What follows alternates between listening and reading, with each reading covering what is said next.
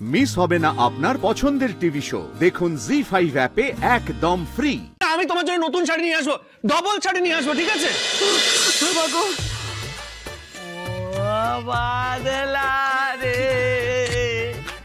দেখ কাকে তুই দিয়ে দেখ আমার কি সর্বনাশ হলো।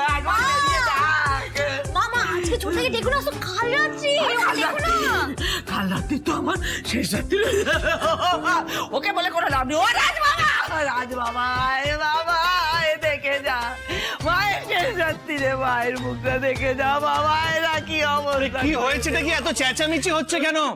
এটা তো একটা ভদ্রলোকের বাড়ি। আমিও তো সেটাই বলছি, ভদ্রলোকের বাড়ি। কিন্তু জানে এই মেয়েটা ভদ্রলোকের বাড়ি সেটা জানেই না। নিজে ভদ্রলোক নয় তো। দেখ কি করেছে। এই দেখ, তুই এই শাড়িগুলো দিয়ে দে বাবা, আমি তোকে অন্য শাড়ি দিচ্ছি। এই দেখ আমার আলমারি থেকে সব চুরি করেছে রে। মানে আমার আলমারি এই ঘরে ঢুকেছে আমার চোখের সামনে, আমি কিচ্ছুটি করতে পারিনি। চাবি নিয়ে নিল, আমি আটকাতে গেলে ওই ঠেলে দিল। তারপরে কাপড়গুলো বের করে নিয়েছে, সব নিয়ে এসে এই দেখ দাঁড়িয়ে আছে দেখেছিস? আমি পুলিশে দেবো। আরে আমি তুলির কাছে ফোন চাইলু, ফোনও দিল না বাবা। তোর ভাইয়ের অবস্থা দেখ, শেষ রাত্রি রয়ে গেছে বাবা। শান্ত হ মা, কি বলছো সব? একটু দেখো, একটু কিছু কর বাবা। আচ্ছা আমি দেখছি, তুমি শান্ত হও। দেখ বাবা কি হয়েছে বলো তো? আর তুমি এইসব মায়ের শাড়ি নিয়ে কি করছো? তাবু করছি দাদা। তাবু করছো মানে? না বুঝতে পারছি না, এটা কি ছোটবেলার ঘর খেলা হচ্ছে?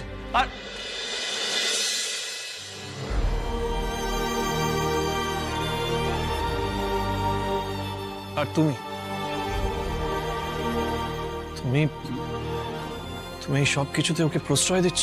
খবরদার, দিদিকে কিচ্ছুটি বলবে না। কি বলতে চাইছো কি তুমি আমাকে বারণ করছো? আমি তো বুঝতে পারছি না তুমি কে আমাকে বারণ করে। আমি কেউ না, কিন্তু তুমিও বা কোন অধিকারের দিদিকে বারণ করছো? কিছু মনে করো না দাদা, যে লোকটা ডিভোর্স দিয়ে নিজের বউয়ের ছবি দেখতে দেখতে চোখের জল ফেলছে, সে প্রকাশ্যে দিদির সঙ্গে এসে কথা বলছে, সেটা দেখে আমার ভালোই লাগছে।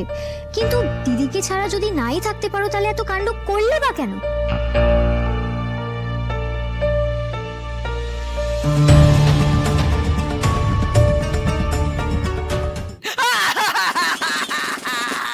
কি হলো মা, পাল্লা দুর্বল হয়ে গেল তো?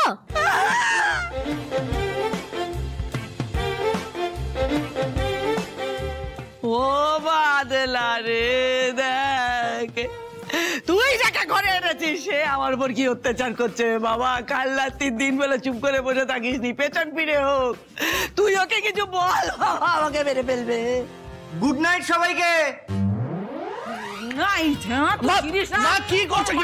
মা শান্ত হও। ও বলছে কি করে? আচ্ছা ঠিক আছে, লজ্জা করে না? শান্ত হও। আমি কথা বলছি মা, আমি কথা বলছি। তুমি একটা কাজ করো, তুমি এই শাড়িগুলো ভেতরে রেখে এসো, যাও। হ্যাঁ ঠিক আছে দাদা, তুমি যখন বলছো তখন ভালোই হলো। আমি এমনিতেও দিদির জন্যই তাবু খাটাচ্ছিলাম, এখন না হয় খাটাবো না। দিদি তুমি এক কাজ করো, তুমি না হয় তোমাদের ঘরেই চলে যাও। হ্যাঁ একদম ঠিক কথা বলেছে। শ্রী কোথায় যাবে? শ্রী ঘরেই চলে যাক। কিন্তু বাদল যদি আমাদের ঘরে থাকে, তাহলে ছোট বৌমা কোথায় থাকবে? তো বড় সমস্যায় পড়ে গেলাম। উফ, কি যে সমস্যা না! এর একেবারে চিন্তা শেষ নেই। খালি বৌমা বৌমা বৌমা বৌমা, নিজের বউ কোথায় থাকবে তার চিন্তা নেই, খালি বৌমাদের পেছনে ছুটছে। আচ্ছা মা। আরে মা তুমি একটু শান্ত হবে প্লিজ। ওরা যা করছে ওদেরকে করতে দাও। তোমাকে এইসব ভাবতে হবে না। আমি তোমার জন্য নতুন শাড়ি নিয়ে আসবো, ডবল শাড়ি নিয়ে আসবো, ঠিক আছে? দিবি তো বাবু, সত্যি দিবি বাবু? ভালো দিবি, নতুন ভালো শাড়ি দামি। হ্যাঁ মা দেবো। দেখেছো মা, সমানে দিদিকে অলক্ষী বলে আছো, কিন্তু কেমন লক্ষ্মীমন্ত বউ দেখো। দিদির জন্য কত নতুন শাড়ি পাচ্ছ তুমি। আসলে এমনিতে কি বলতো, নতুন শাড়ির উপর আমার খুব একটা লোভ নেই, কিন্তু বলছিলাম কি এইসব শাড়ি দিয়ে কি ওই তাঁবু বানানো যায় কি? ও মেয়ে, শাড়ি দিয়ে তাঁবু বানানো যায়? হ্যাঁ খুব যায়। যায় না তো কি দিয়ে খাটায় বলো, তুমি বলো। আচ্ছা প্লাস্টিক চাদর এইসব দিয়ে। ও আচ্ছা, আমি তো জানতামই না। আর ছোটবেলায় না সরস্বতী পুজোর প্যান্ডেল আমরা শাড়ি দিয়েই বানাতাম। তখন আমি মায়ের শাড়িই নিতাম, আমার মা কিচ্ছু বলতো না। কিন্তু এই মা অনেক কিছু বলে। যাকে তাহলে আমি বলছি কি, এই প্লাস্টিক চাদর এইসব দিয়ে যদি করতেই হয় তাহলে ওগুলো কোথায়, তাহলে আমাকে দাও। না না না না, আমাদের বাড়িতে কোনো প্লাস্টিক চাদর টাদর কিচ্ছু নেই। এগুলো কোথায় নেই? কিচ্ছু নেই, কিচ্ছু নেই। আরে বাবা, আমি তো বলছি যে মাকে আমি নতুন শাড়ি কিনে দেবো, এরপরেও কেন ঝামেলা করছো তোমরা? প্লিজ।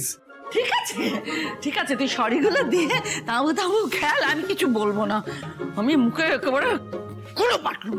বাহ, খুব ভালো। ওরা যা করছে তাই করুক, তুমি মুখে কুলু ফেলে থাকো। চলো ঘরে, চলো চলো চলো ঘরে। এই তুই আয়।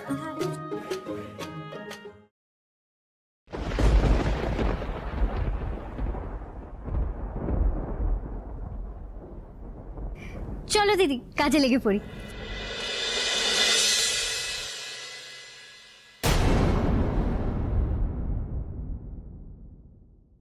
ইস, কি কাণ্ডটাই না ঘটলো। সবকিছুর জন্য না কেমন নিজেকেই দায়ী মনে হচ্ছে। আজকে দাদার কাছে শিওর ঝাড় খাবো।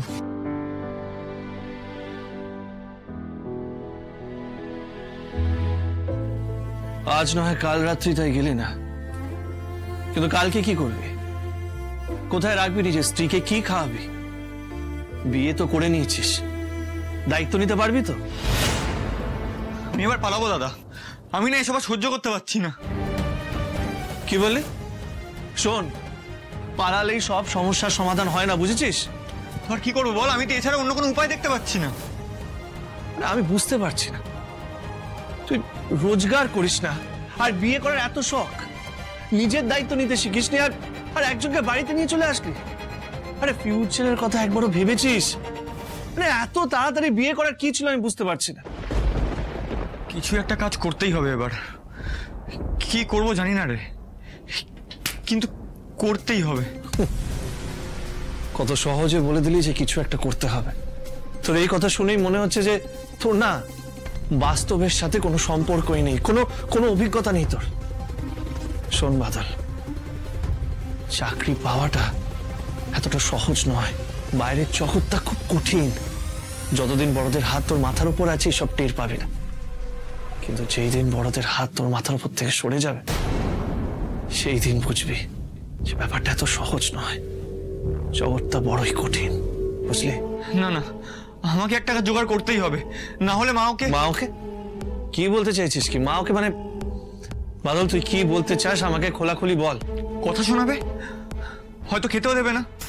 দেখলি না আজ কি করলো, সবার সামনে এভাবে অপমান করলো। এবার তো রোজ দিন লাভলির জন্য ঝামেলা হবে। শোন বাদল, তোকে একটা কথা বলি, লাভলি স্ত্রী নয় যে মুখ বুঝে সবকিছু সহ্য করে নেবে। লাভলি কিন্তু মাকে কথা শোনানোর আগে দুবারও ভাববে না। আজকে দেখলি না, মাকে জব্দ করে দিয়েছিল। আর ঠিকই বলেছিস দাদা, লাভলি বৌদির মতো নয়। জি5 ডাউনলোড করুন আর সব এপিসোড দেখুন একদম ফ্রি।